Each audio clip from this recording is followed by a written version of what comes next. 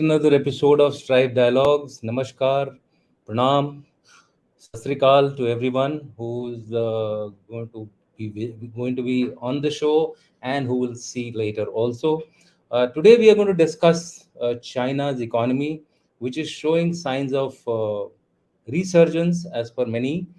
And to discuss this, we have with us a very eminent personality, John Shankar, who is a acknowledged China expert and has been writing for the last at least 3 years very regularly on China, almost on a daily basis. So we are very lucky, sir. Welcome to the show and a very good evening to you. Thanks a lot, General Dushyant, and thanks a lot to Strive to invite me over for this show. It's Uh, for me an honor. Actually, it's a great thing. It warms my heart that there's a vibrant community in Lucknow which is, thinking geostrategic Absolutely, as sir. well. In fact, the way has been provided by you, and you were the inspiration as far as I was concerned. So we will basically set the stage, sir, first, and for that Yeah, I have a few yeah, uh, please. slides to share with you. This cartoon, as you can see, shows Xi Jinping, with the crown on his hat and the cup in his hand, probably surging ahead. So the big question is the lower cartoon, where if you go a little more deeper, probably it is not a great leap forward, but a great leap backward. But this notwithstanding, let us see some of the new fundamentals which have come out, at least in the open, from the IMF. And then we will see how, as to how you are going to analyze this particular facts and figures which have come about. This is the IMF projection. IMF projects that while the growth last year was 3% or thereabouts, this year, that is in 2023, based on the current quarter's projections, they are expecting it to grow around near to about 5%. But thereafter, it is going to take a steady dip, as you can see, up to 2028. Uh, so, therefore, likelihood of a Chinese economy resurgence is what people are talking about, but there is a caveat to it. A lot of ifs and buts have been attached with this particular growth rate. First of all, they're saying that they will have to lift up the retirement age, and I'm sure you will be throwing some light on this particular issue. Strengthen the unemployment, which is again very rampant. It's around 20% as of today. Then the health insurance benefits. Obviously, you probably are guessing it right. It's the single child factor which is kicking in as far as their economy is concerned. Reforming the state-owned enterprises closed so that they can close the productivity gap between the private industry and the private and the public industries. Let's see how successful they are. And then finally, the China's income level may rise to around 2.5% in 5 years, is what the IMF projects, if they undertake the above mentioned steps to ensure that their economy bounces back. A word about middle income country dynamics is what I would like to share with you and the viewers, which is that uh, once a country achieves, say, a per capita of about $12,500 or so, thereafter the growth rate automatically starts dipping down, because the domestic market also becomes saturated and the international market also goes little slow. So therefore, achieving even a 2.5% growth rate is considered a very healthy figure. And this is the correlation from the US, UK, and other economies which started growing after the Second World War at the rate of about 2.5%. But they took a lot of time to actually become developed. Does China have that much of time, and does it have the fundamentals? Is what we are going to ask you. So the big questions which are in front of you is, will it or will it not bounce back? That's the first question we would like you to address. How do we explain the aggressive behavior in the Pacific and to some extent against India? The statements in Sangrila dialogue, including their two colonels including their defense minister and the two colonels who spoke during various stages of the Sangrila dialogue. What does that indicate? Is it घड़ियाली आंसू है क्या, कि वो बोलने को कुछ और करने को कुछ, कहीं डर के तो नहीं बोल रहा है? We have to see all those things. वो देखना पड़ेगा कि कितनी सच्चाई है उनके उसमें. वो बोलते हैं कि इंडिया के तो पास तो कैपेबिलिटी ही नहीं है हमारे साथ मुकाबला करने की? Does it have, and the final question is, does it have the political will? क्या उसमें, उसकी नेशनल लीडरशिप में पॉलिटिकल विल है फोर्स यूज करने के लिए? बिकॉज बिना फोर्स के कोई सुपर पावर या डेवलप्ड कंट्री तो बन नहीं सकता। उसके लिए कुछ तो गुर्दा चाहिए आपके आपके अंदर, तभी आपको एक डेवलप्ड कंट्री या सुपर पावर के रूप में माना जा सकता है। सो is their aim of 2049 going to be achieved, sir? With this, sir, I hand over the floor to you, and let's see, sir, how you unravel the Chinese economy in the future, sir. Thanks a lot, General Dushan. What you have said, uh, it sets the stage for what has come out officially. So, And if you prima facie, this is what they're projecting. Their own, as per the two sessions which was held in March, mhm. uh, they said that they're aiming at a growth of around 5%. And that's what the IMF has also said. In the Yes. first quarter, they hit about 2.5%. In fact, they went a little more in the first quarter, but now there's a bit of a dip. And there are a lot of question marks on this entire economy business.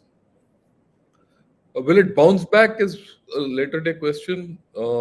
Where will it go? Will it break that middle income trap? Is the bigger question. Yes. Let me answer that first, and then I'll come back to the thing. Go ahead, sir. No, the first thing is if it has to grow only at about 2.5%, it will remain a middle income country. And if it Mm. grows at about 2.5%, it will never overtake USA. And that means it is consigned to remain number two. And that is Okay. not Xi Jinping's thought process. Yes. To grow, to overtake the US economy, China needs to consistently grow in anything between 4.5 to 5.5%. Mm-hmm. It's only then that maybe in the next 10 years or 12 years, it can overtake the US economy. Otherwise, no. Okay, if it grows at 2.5%, it will not overtake. That's the first thing. Okay. The second factor, which is a major factor in the Chinese economy, they say the Chinese economy is about $17 trillion as of today. But if you go back 4 to 5 years back, it was about 12 to 13 trillion dollars. All of a sudden, in this period, they've jumped Mm-hmm. to $17 trillion without a matching growth rate. Okay. There are a lot of questions on that. So Plus, you're indicating a fudging of figures? yes, I mean, there's no doubt in my mind that they're fudged figures because growth per se, the GDP per se is only a number. How Okay, sir. valuable that number is a question mark. Why is it a question mark? It's got a question mark on two factors. One is that they got a lot of dead GDP growth. When I say dead GDP growth, it, it ends in a dead end. What is the Okay. dead end? The property sector. Why that Ah. property sector is in a dead end? Let me explain. As of today, China has more houses than it will Mm-hmm. need for the rest of its history in future. Yeah, they're saying Because 80% or the so. reason is they're overcapacitated Mm-hmm. and their population is shrinking. So they don't need that much housing. If you don't need that much housing, that housing is a waste. Okay. And the real estate, which is 30% of their economy, is in real bad shape. Okay. Anyone who's invested in real estate is, facing a loss. So that, to my mind, is dead GDP. Okay, The sir. second dead GDP is their infrastructure. They have Yes. more infrastructure than they need. In fact, all their high-speed trains are running at 25% capacity. Okay. And their north-south water transfer systems are at Yeah. risk because of climate issues. Yeah, the So if northern you look areas at are, it, the so if you northern look areas at are it, actually going they want badly off. water. Yeah, They and that is leading to food security also. food security also. So if they can't do the water transfer, and they can't do the water transfer because the climate in the past 2 to 3 years has shown Mm-hmm. tremendous variability in the south. So whether the south has water to transfer to the north, we don't know, but they're building canals. So that's also dead GDP.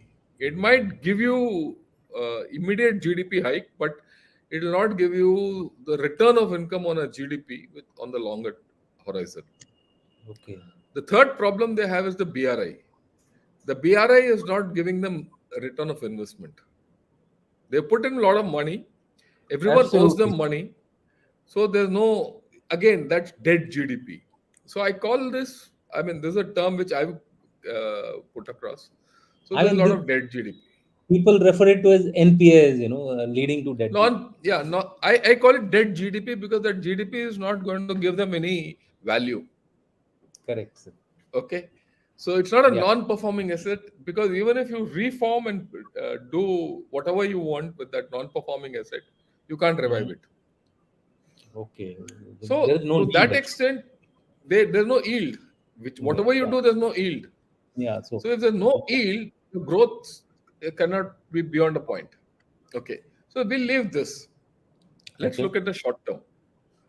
Okay. And then I'll come to the structural problem and we'll see why they behaved the way they did in a Shangri-La dialogue. If I can have the slides, I'll explain to you. Okay. Yeah.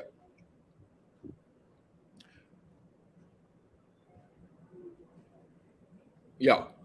Now, the first thing, the problem they've hit is, they did this deal with Saudi Arabia and Iran, and Hmm. they made it a big affair. But Okay. what's coming out, and this is actually, this is an extract from the South China Morning Post. This Oh, is an okay. extract which I took about 6 7 days back. The Mm-hmm. issue is China does a lot of economic deals, but they've never done security-related deals or peace deals or political deals. They've already always kept their hands off the local politics. They said we couldn't care less which government will deal with. Now that's coming to bite them.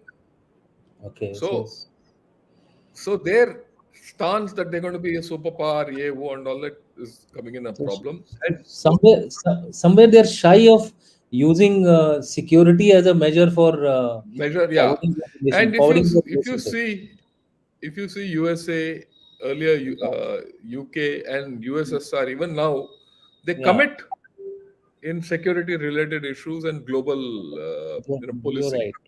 Yeah, if you look at which these chaps, SCO, they're all similar economic yeah. alignments. So if you don't get involved in all this, your army and your entire military can be huge, but it is completely inexperienced. Absolutely, So absolutely. you don't know how to handle these situations, right? So So that is politically good. as it is. Yeah. Okay, Now that's related to being big power politics. Okay, I'll leave this as it is. I'll come okay, back to it because that is something which relevant to what Li Shangfu and his two colonels spoke in the Shangri-La dialogue. okay. Now, if you see the short term, just in May, they had a huge drop in exports and imports. Both exports and imports have dropped. Okay, with they've Yes. gone into negative zone, which means they're not able to export Mm-hmm. and they cannot absorb imports also because unless they get raw material in, they can't manufacture. If they can't manufacture, they can't export. Yeah. They're caught in that cycle, and there are huge job losses That and that, that factory closures, correct. and containers are lying empty on in ports. So this is as it is. This is important. This is just 3 days back. China Mm-hmm. has cut their deposit rates. Yeah, yeah. That's right. It Okay, came in a but big way. why are they cut the deposit rates? They feel that if they cut the deposit rates, people will spend. Yeah, Consumerism will go up XYZ, and people will take loans, all that. yeah. But will the Chinese spend? See, you link it up with the exports. There are no exports. The back end is that there's no manufacturing. If there's no manufacturing, there are job cuts. And as it is, a chap who's got a job, who doesn't have a job, has to repay a mortgage invariably, which he can't pay, Okay, right? Because and then the cost of the flat in which he invested has gone down. It's all linked, okay. right? Why will he take a loan and go and spend on a fridge? The fact of the matter is there is a lot of expenditure on food, entertainment, travel, and all that. But there's no expenditure on hard issues of economy by the people. So consumerism is not coming back. Okay. Now the point is, they say the market is bracing for further weak indicators, and Mm-hmm. uh, they have to take policy steps. But that's a $1 million question. They're talking Okay. of rapidly worsening exports, broadening property distress, and ongoing disinflation. Oh, this word is dangerous, disinflation. Mm-hmm. Actually, I'm hearing first time disinflation. yeah, disinflation. If this is not disinflation, they're actually talking of deflation. Deflation. Yeah, that's Okay, okay. That, deflation. Now, the yeah. past month, there are about 4 5 articles which have come out from the South China Morning Post, which are discussing deflation. Now, Mm-hmm. deflation in an economy is dicey, and if you see that the Chinese anyway hide a lot of figures, and Mm-hmm. if they have to accept it is deflation, there's a problem. It is something like their population figures. Everyone said that population will peak and start declining after 2030, but it has happened here today. It has happened Okay, early. it's now contracting.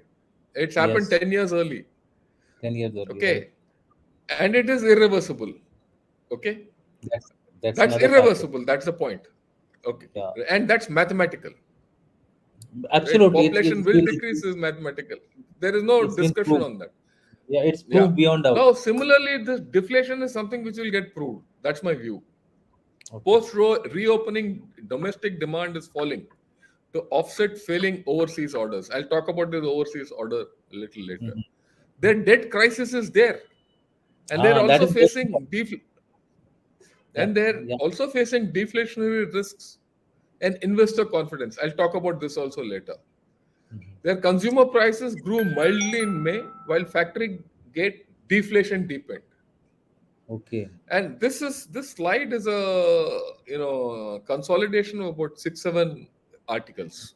Articles. So basically, big points. Okay, yeah. So there is a major problem in the Chinese economy as of today. The short term, in the long term, anyway. I'll come to that a little later. This is the export import graph Okay. for May in dollar terms. Hmm. So if you see, they are dipping. They have, for the first time, they've dipped below the horizon. Now this Yeah, is their consumer inflation rate. That's also gone down. gone down. Now, if this is the case, whether it's food, non-headline CPI, everything, uh, they're in right. Okay, they're in a major problem.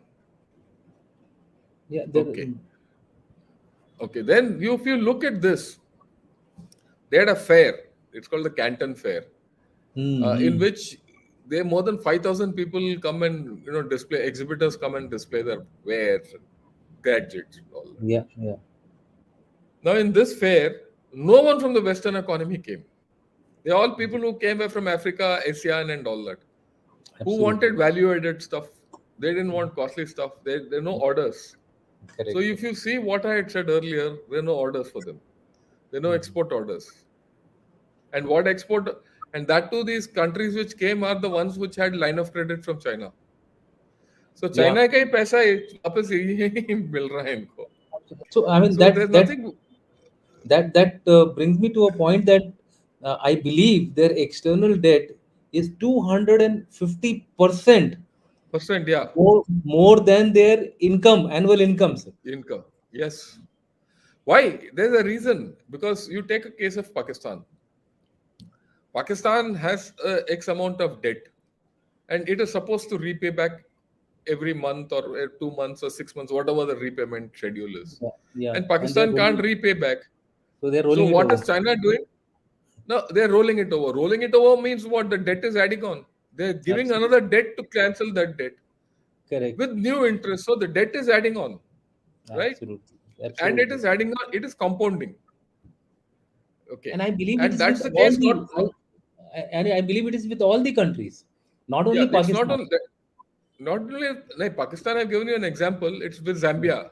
Same Yeah, problem with Zambia. Same problem with Sri Lanka. Same problem with Kenya. Same problem with Zimbabwe. Same problem with Angola. absolutely. Okay, so there is a issue. Okay, now so the next thing, China is investing. I mean, China is wooing investors to come and invest. That's fine. Private sector को बढ़ाना चाहिए, because if they don't, bump up the private sector, their jobs are not there.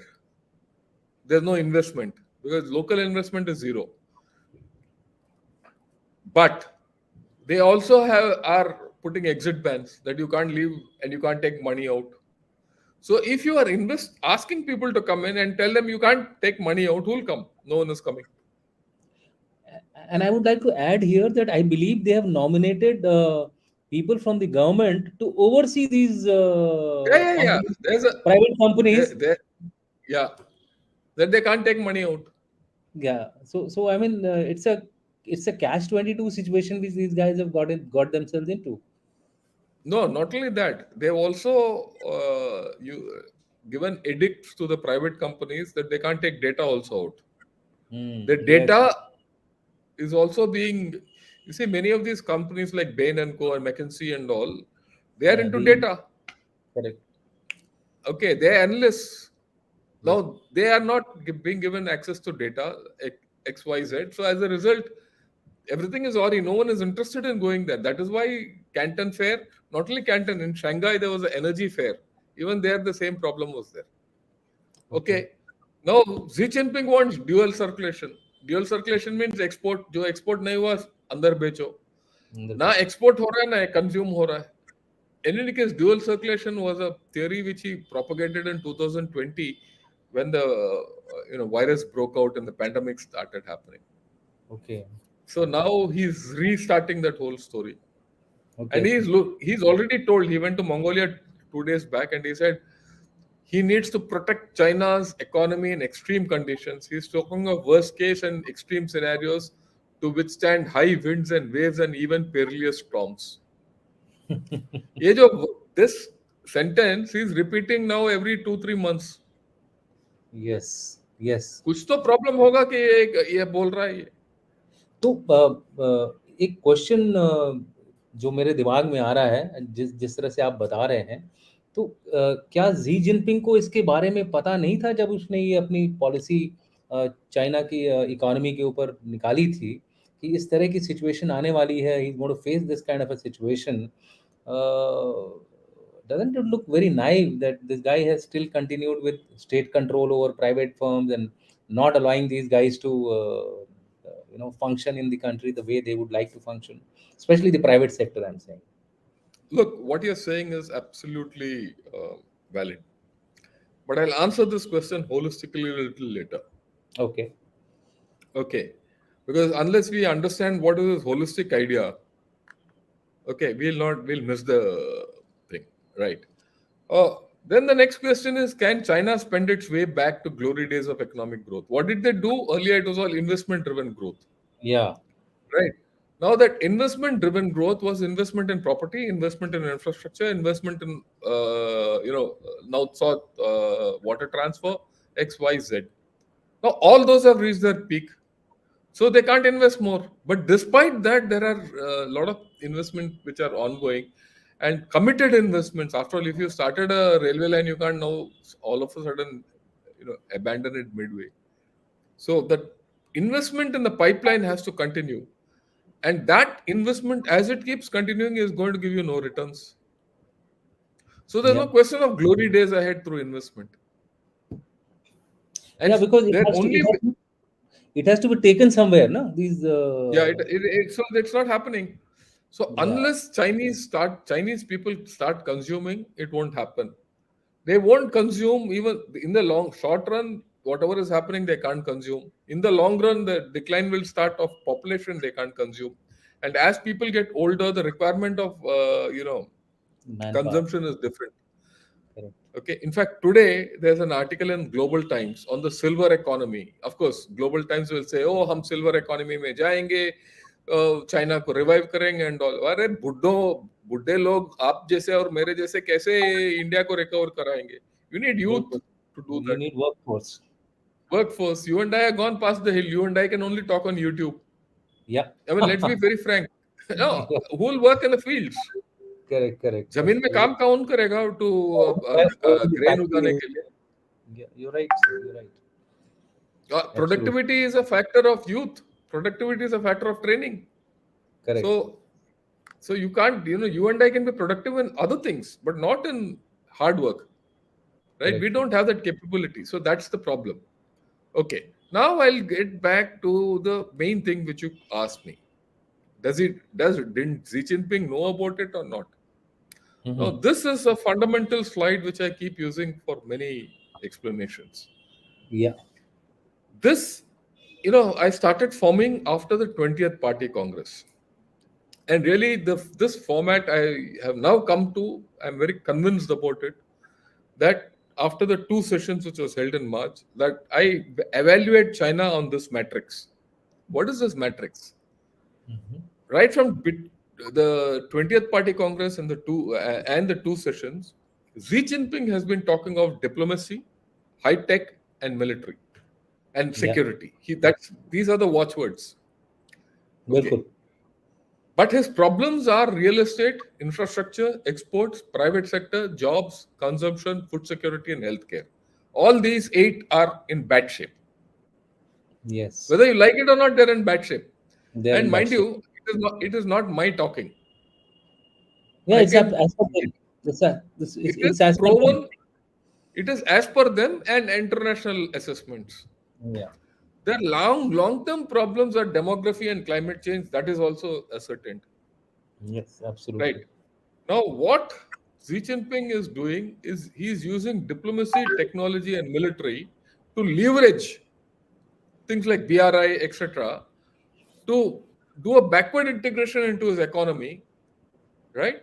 If he Yeah. uses military and uses it as coercion, okay, he can Yeah. coerce people to start economic ties with him if he threatens countries, Correct. right? If Yeah. he does peace deals, like you see, he did the peace deal with Iran and between Iran and Saudi. Now they've gone for economic issues, but they're getting trapped in political and security issues. If he can commit himself there, then he can get something out of it. If he Correct, sir. doesn't commit himself there, he'll not get anything out of it.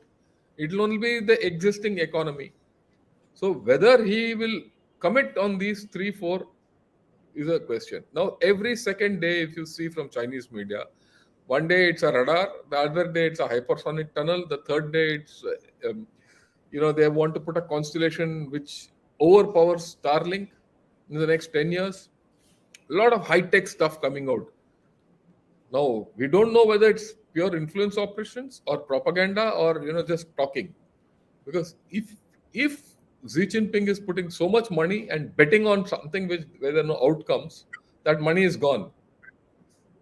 But if there are outcomes, it's a different story. For example, I'll give you an example. 2 days or 3 days back, they said we are going to have the best quantum computing system. Yeah. Equally, their chip manufacturing is going down, and they're not right. They have scams in the chip sector, and there's Yes. a ban by USA to give them chips. Now, whether you have quantum computing ability or not will ultimately depend on the chips you have. If you don't have chips, you will not have quantum computing. So they're betting big on technology. Whether the technology will pay off, we don't know. We don't know what will be the result of a space exploration. Okay. So all these issues are still hanging. And now the military. That's why you saw Li Shangfu and those two colonels talk Yeah. big, Talk uh, big uh, yeah, in Singapore. That is why they're carrying out maneuvers, risky maneuvers in the air and also on the sea. on the It's sea. not only, and that's why they're sending their Yeah. balloons up. All Yeah. that. If you In fact, see that whole thing, that is what I'm asking, that when they are aware their economy is very fragile, and for economy being fragile, their military capability development will also take a hit. Yet these guys are showing some aggressive behavior, both in the Pacific as well as towards our everywhere, side. Yeah. everywhere. So how do you explain this kind of a Yeah, they're coercing strange you. behavior? Look, they want you to buy peace with them. Okay. See, Yeah, they want you to buy peace with them, okay? but the world is And not so increase. naive. The Nay, world is. World is not so naive that they will start going ahead and start negotiating with you unless we are also in a dire state to Yeah, patch up what you're as much. saying is right. No, what you're saying is right. You see, already South Korea, Japan, Taiwan, Philippines, Vietnam, Malaysia, and Indonesia have virtually doubled their defense expenditure. Yes. So forget going far oceans. Now the first island chain itself is strengthened. There are rebound effects on them. And for the first time, I heard from China someone saying that we have to face four fronts. They are acknowledging it. They're no more offensive. They're defensive. They're doing this, but they're also talking internally on defensive lines. The first front they feel is with Korea and America, right? Okay. The second front is with Taiwanese forces and American and Japanese forces, because some islands of Japan are very close to Taiwan. And if the PLA attacks Taiwan, those Japan will get islands also involved. get, Yeah, yeah, and Japan will Japan will get get involved. And involved. Japan is really boosting up its defense expenditure, and then Yeah, Philippines also will get involved. It's not correct, only correct. Japan and USA.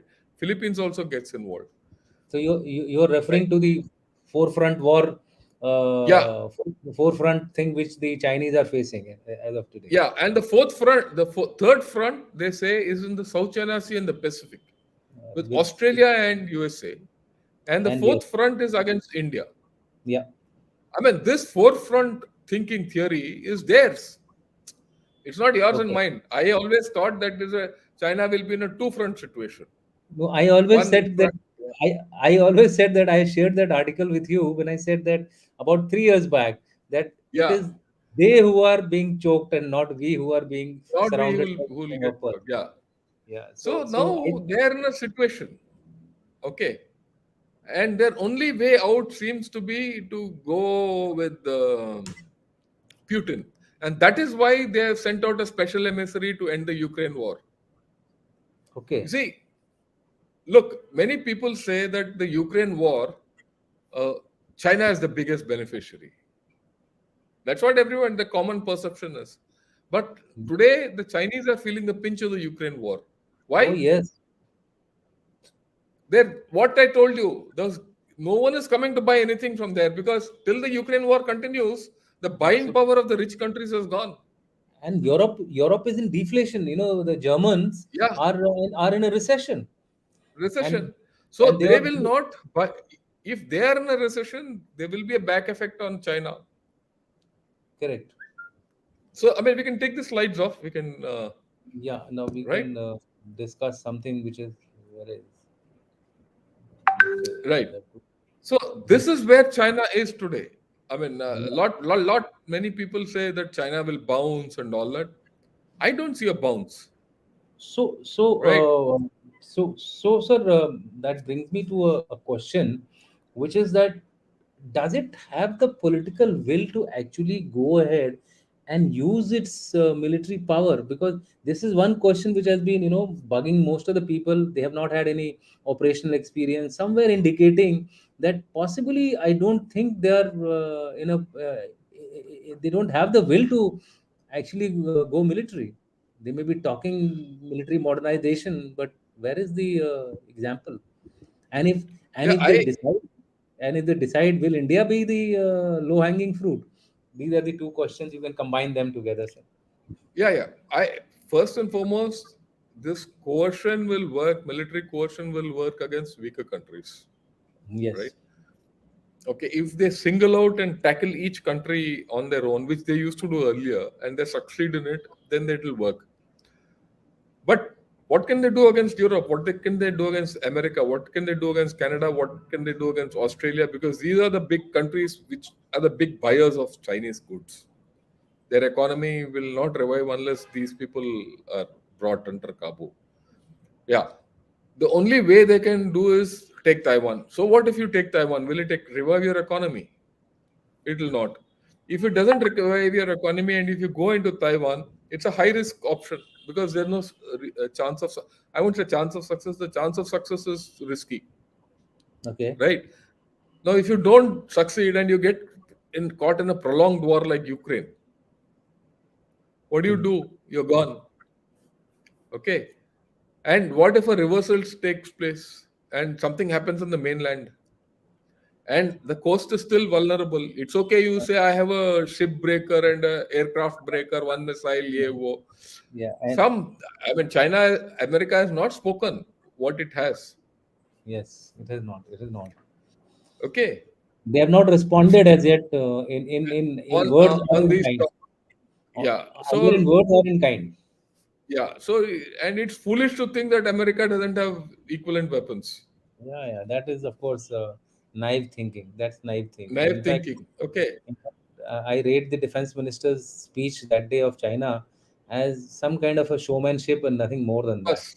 Wasn't it same that what I told you, those three showcasing your military technology and diplomacy in high thing. Okay, now Correct. coming to India, they tried what they had to try during Eastern Ladakh. They got a bloody nose. Okay. Yeah. Okay. Many people in India say, oh, they're still holding on to Depsang. Yeah, what is Depsang? It doesn't matter us whether Depsang is with them or us, except in pride. It doesn't. Does it help our economy? It doesn't. Okay. Okay, you'll say I've had to maintain two divisions or three divisions there. It drain on my economy. So what if it's for a country like ours, or for that matter, China? No, we have But always been maintaining this kind of a force level, and yeah, nothing I great mean, as such. I'm putting the whole thing in perspective of the military situation. Okay. So if you have so much force mirrored opposite each other, you can't make any headway. The point I'm trying to get is there's no headway. You can't get into a slogging match. Yeah. And right, and for the past 2 years, what is the maximum level of violence you heard? You heard one or two shots fired during that Kailash raid. So and the and escalation, little bit in the Yangtze River, yeah, Tamsil River like, area. and so it is only the escalation factor is very low. And I think So if you that was a local dynamics. It had nothing to do with the something strategic being done in the east. yeah, That is a regular feature. I've been there, so I know yeah, I nothing, agree with you. Nothing, nothing very right? So serious about they have not tried anything major along this thing. Why? If you have put in so many troops there, you see if someone had said they can do something against us, say in the period Doklam or between that, I would still say we were unsure of ourselves and we were probably a bit apprehensive of our responses. Today it's no more. Today you say thank you to Pakistan and you're looking at China squarely. You're matching it. him right Absolutely, everywhere. absolutely, Okay, absolutely. and the more this continues, the harder the LAC becomes for them to break. If the LAC is going to become harder, how will Xi Jinping take a risk to get into a war? Because any war which is 5,000, 6,000 kilometers away from your main bases, Yeah, that's what it is. It's no more 62, right? yeah, So yeah. it's It's not going to start definitely. is irrespective of the outcome of the war. India might lose and get finished off. That's not the great solace. What happens to China? What happens to Xi Jinping? Okay. I mean, I look at it this way. I'm now doing this analysis not as an Indian, I'm doing it as a Chinese. What will I get out of it? Yeah. As it is, if you read the Chinese thing, and Ganashot, I had got Brigadier Arun Sehgal over, Mm-hmm. and we discussed on my thing as to what does it mean to the Chinese to be on the LSE. We always think our story. What about them? Actually, if you really think of it, sir, the Chinese always avoided being deployed on the LAC. It is, in LSE. fact, after Doklam that they had to be forced to get deployed. And I always Yeah, said it's a positive thing. These guys are now committed to areas where, which is difficult to sustain. And same is the sustain. case as far as Eastern Ladakh is concerned. Yeah. Now, what happens after this is they see whether you like it or not, they've had to commit forces here, whatever the level of forces. Yeah. Whatever level of forces which they have committed here is not available on the Eastern Front. Obviously, and with this forefront theory, I think the shifting of the forces which we were talking about few years back is a question Won't mark. It's happen. a big question. It's a big question Yes, mark. yeah, yeah. So, It's a big so question mark. yeah, As a so result, I don't see you will hear a lot of talk. yeah, But I don't see any great action. Yeah, some odd Yangtze like incident, small chit put can happen. That Good. local action can happen. One post being attacked, all that. But I don't think anything more. Yeah, some ship will come in Indian Ocean region and appear one day and disappear the other day. But the fact is, you can also send a ship to, South China Sea. It's not a great thing. After all, we did a exercise with the Asian countries there. So these things will continue. If we have the forbearance to do what we have to do, we are okay. Sir, Yeah. let's take some questions from the Yeah, yeah, yeah. audience. Why not? Why not? Yeah. This is Weekend Passions. He says China has taken lead in the Middle East. It can push US carriers with DF-17. It is trying to be. You had referred to this particular issue Yeah, during yeah, your. yeah. It is trying to be a mediator in Ukraine. French and German president visited Australia. Has requested a restart. He's given a kind of a comment. Uh, Yeah, so. I Uh, understand. so if you'd like to Yeah, I'll do that. See, the respond on it. point is this. The point is this. Just because you have DF-17, does it mean others don't, run their carriers or their shipping fleet? Yeah. Okay. We know that you have to be actually physically present there. What, like I said, China has taken the lead in the Middle East. I agree. But where But will it go beyond that? Okay. where is it? And Where is it? yeah, and most of this business of carriers, carrier groups, missiles, and all is posturing. भाई you Yeah, रोजमर्रा का जिंदगी में तो infantry ने काम करना है. बिल्कुल You have to बिल्कुल. do close quarter battle. You don't Yeah. need long range missiles. You need, you need guns to I mean, back that infantry. look at what is happening in Ukraine. Ukraine. I Okay. mean, that's a big Okay. example, Yeah. Yeah. things. So okay. And yeah, French and German president visited Australia, and Australia has also requested to restart. All this will happen, Yeah, right? Because the I think French and the German investment are, into China is stuck. are the most They are, badly affected. In fact, they are the most yeah, they're badly affected. badly affected. They have to withdraw, Yeah. right? So Uh, there is a, it's okay, fine. Let China do what it wants. Why should you react? Yeah, a question leading from what the defense minister of China was saying. Yeah, Another comment which is there by the same yeah. person. China has refused to meet Blinken. That's true. Unless we recognize the enemy, we are in wishful thinking. I think everybody knows who's the enemy. No, no, we know very clear. Yeah. So the you see the posturing, what we do, the way we react, has also got to do something with our relationship with the other countries, Yeah, as also some ground realities which we have to follow in diplomacy. But I yeah, think our external affairs minister is very very clear when he made the statements on some issues which are creating ripples. In fact, the one which he made on NATO plus is really actually yeah, it has ruffled a few feathers. In yeah. fact, Not only that, uh, my view is that so far India has viewed itself. A lot of people in India talk of India as a swing state. hmm, Okay, right. But my view is that as days go by, we should get out of the swing state mentality. we We are have now a we have global power of our own. yeah. So we And have I would like to tell everyone who's listening and everyone in Strive to come over on Gunner Shot.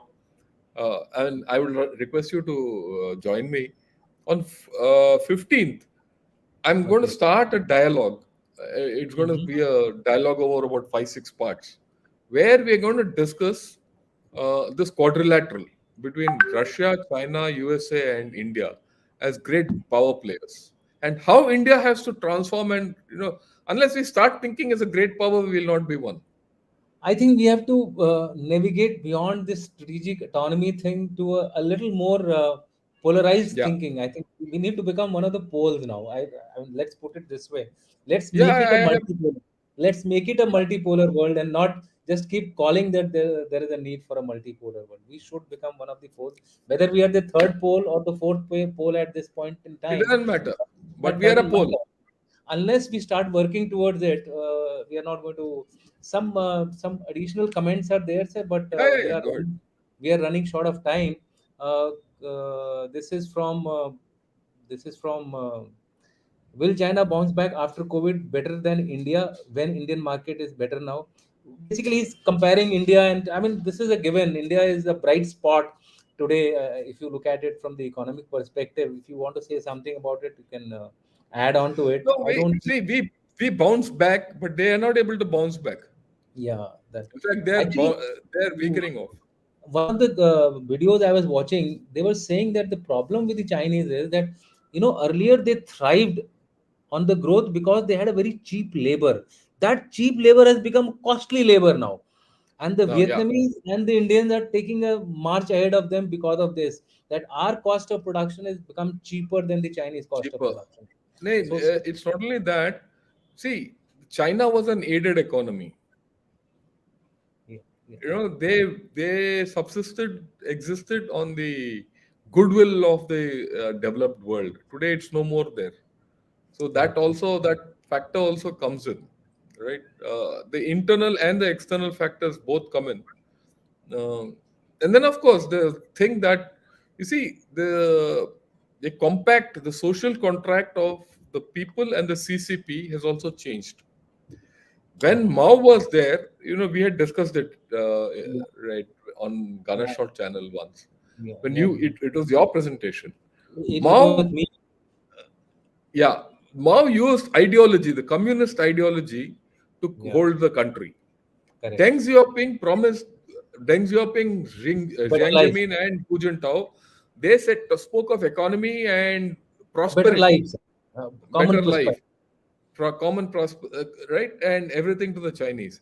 Yeah, Today, this man is talking of nationalism. He's no more talking. He's talking of the China dream, rejuvenation of the Chinese yeah, yeah, yeah. nation. He's talking of revenge on the century of humiliation. Yes, yes. So I This think chap's ideology, his social contract with the thing is different. In fact, today there's an article of mine in Financial Express which has spoken of this. okay, okay. So, sir, Okay, I think we are running short of time now because yeah, fine. we keep it at around 35 to 40 minutes. Oh, great. Uh, Oh, okay, yeah. so we had one or two more questions. I think they are on the similar line. So we will let Okay. it be as it is. And thank you very much, sir. It was a lovely discussion which we had today, and hope to see you some more times again on our channel. And of course, I promise you that Strive will start listening to you. And one of the aim was mine to connect you with the Strive, and Yeah, yeah, yeah. Yeah. I'll be more than happy. so that we become And more I will actively be, cooperative. anytime you want me to interact with Strive, I'm at your beck and call. Thank you very much, sir. That's secure. Thank you very much, and thank you all the listeners for having spared your time and joining us. Uh, Good evening, good night, and Shabak Khair to everyone. Sir. Thank you very much, sir. Thanks a lot and Jai Hind.